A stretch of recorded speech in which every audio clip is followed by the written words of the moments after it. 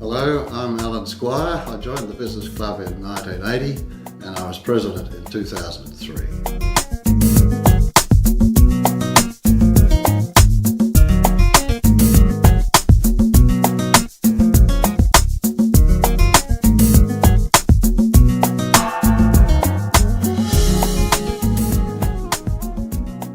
I was introduced to the club in 1980 by Jeff Wilson, an accountant at Coopers and Lybrand, and it was possibly the best thing that he did for me in Newcastle. Became involved on the committee a long time after I became a member, because it seemed to me to be a great thing to do, and I thoroughly enjoyed it. I first got on and I became the networking person, and that got me started, and a year or two later I became president after an apprenticeship on the committee, and that again is one of the best things I've ever done in my life, being president of this club. Well, in 2003, in those days we had a meeting every Tuesday, and that was a bit of a challenge for the committee and the president, because obtaining the speakers, the buck stopped at the president. The committee helped, and it was quite a challenge to get them all lined up, and you really had to have half your following year's program organised by Melbourne Cup Day the previous year. It was like that.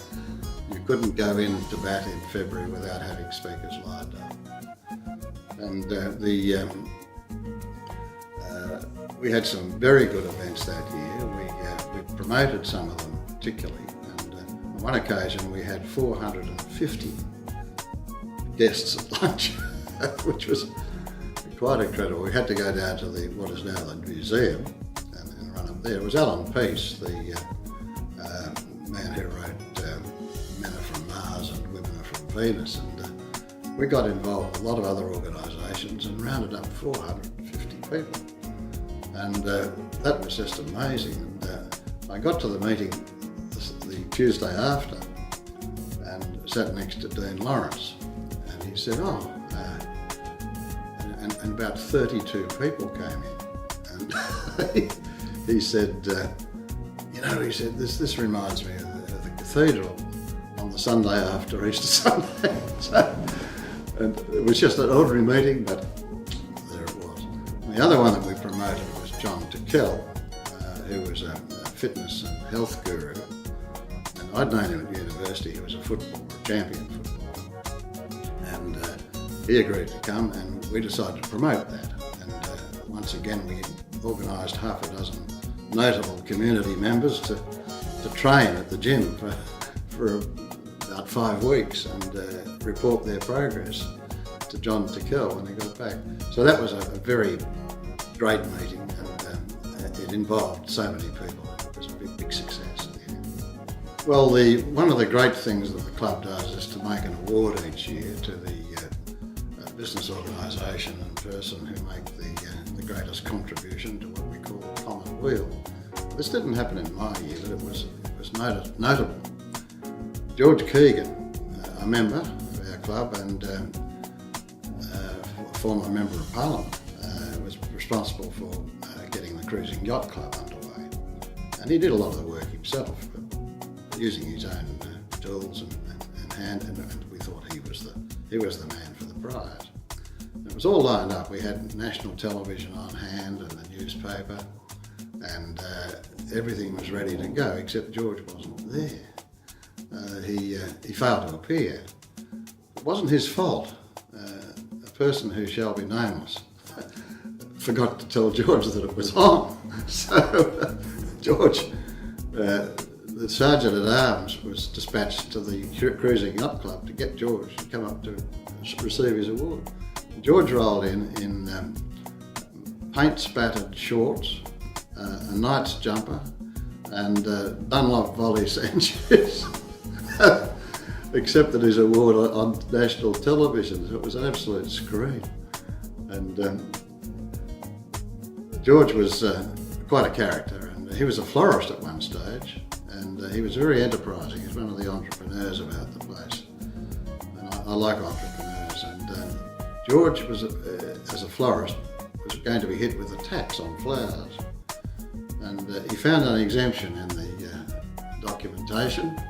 As long as it was a wreath, you didn't have to pay tax. So if you wanted to buy flowers from George Keegan, you had to buy it in the form of a wreath. So that was George's contribution to our club. When I became president, I thought I'll use the corporate way of going about this, and I'll get people's job descriptions and they can tell me what they're supposed to be doing. The Sergeant at Arms, James Bennett, he said, my major duty is to eject people from unruly people from the meetings. And I thought, gee, I've been here a long time and I've never seen that. And I was telling this to a table of guests at one of the meetings, and all of a sudden the door burst open and half a dozen unruly objectors came in protesting about the speaker. And James, of course, leapt to his feet, along with Ron Scaines, who was the secretary at the time, and they moved in quickly and huddled these people out. And James said, well, there you are. He said, the job description's right. But James was notable. One of the things he did in my year, he did it the year before as well. We all were asked to line up with a suit for the annual photo of the committee. And James, the year before I was there, turned up in a Hawaiian shirt, which was fine, but it didn't sort of fit what we wanted. And then when I was president, I think we warned him, I don't know, but he turned up again, not only in a Hawaiian shirt, but exactly the same shirt as the previous year. So James was a verified committee member. We had Father Chris Riley. He was from Youth Off the Streets in Sydney. And his organisation was trying to keep young people out of drugs and alcohol. He just wasn't there, and we were panicking who's going to fill in. I suddenly realised that my instructions were probably a bit vague, and he might be next door at the brewery. I raced down to the brewery, and sure enough, he was up on the top floor, wondering whatever he was going to say to the assembled drinkers. We finally got him back to the meeting, but that's as close as we've gone to not having a speaker. When I was president, we had a rule of thumb that this club was only as good as its last meeting. And Roy Watson drummed that into me. So it's important to perform. And the idea was to get at least once a month a speaker whose name was a household word. We had the Archbishop of Canterbury once, of all things, and we had Malcolm Turnbull. And when you were lining up speakers, if you could say, well, to the prospective speaker, well, we had John Howard last week, or Malcolm Turnbull, or the Archbishop of Canterbury, it encouraged them to come along, which was great. And we used to get sponsors too. One of our top speakers is in the paper this morning, Bernard Salt, and he had some good things to say about entrepreneurialism in Newcastle, and he was outstanding. At that time, he was sponsored by a member whose organisation was prepared to do that, so that was great. And I remember getting Mark Taylor as a speaker, the Australian cricket captain, and how are we going to find the $10,000 fee? And I happened to mention it to somebody from BHP, and he said, oh, we've got him coming up here anyway for a clinic for kids. You can have him for nothing. So we did.